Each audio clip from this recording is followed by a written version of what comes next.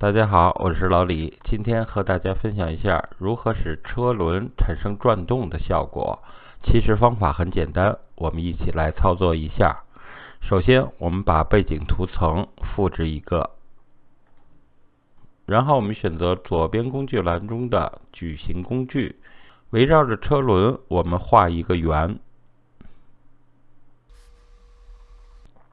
我们选择上方菜单栏中的滤镜，滤镜中的模糊，模糊中的镜像模糊。模糊方式我们选择旋转，品质我们选择好，数量适当的向右滑动。我们拖动这个数量滑块，达到我们想要的模糊效果，然后按下确定。这样转动的车轮就制作完成了。我们来比较一下之前的效果，之后的效果，之前的，之后的。方法是不是很简单呢？好，我是老李，非常感谢大家收看，我们下次见。